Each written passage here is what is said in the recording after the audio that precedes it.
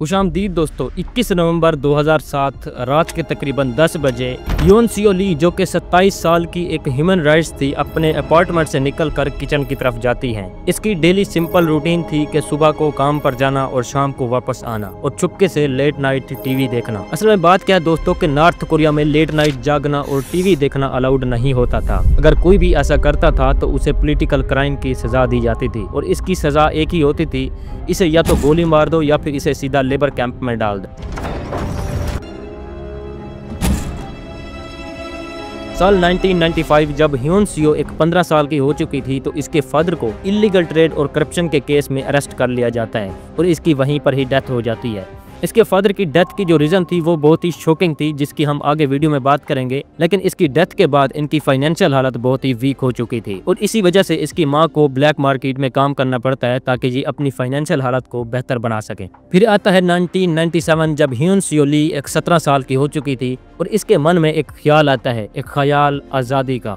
इनकी फैमिली जहां रहती थी वो येलो रिवर के किनारे के बिल्कुल ही करीब था, एक एरिया जो चाइना और नॉर्थ कोरिया के दरमियान एक नेचुरल बॉर्डर बनाता है। एक दिन ये अपने घर से निकलती है और दरिया के उस पार चाइना के उस बॉर्डर को देखती है और दिल में सोचती है कि ये आज़ादी जो इतना नज़दीक नज़र आ रही है इससे कहीं ज़्यादा दूर है। बिल आखिर 20 दिसंबर 1997 को ये अपनी आज़ादी के लिए रात के 20 डिग्री सेल्सियस की ठंड में ये बाहर निकलती है और अपना पहला कदम आज़ादी की तरफ उठाती है।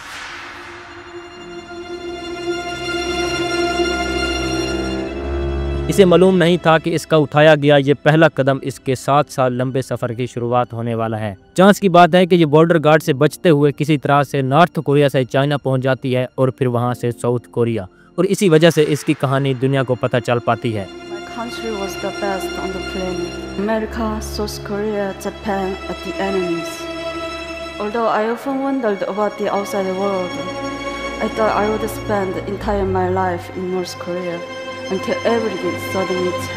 और आगे चलकर ह्योन सियो ली एक ह्यूमन राइट्स एक्टिविस्ट बनती है और नॉर्थ कोरियन डिफेक्टर के राइट्स के लिए काम करती है।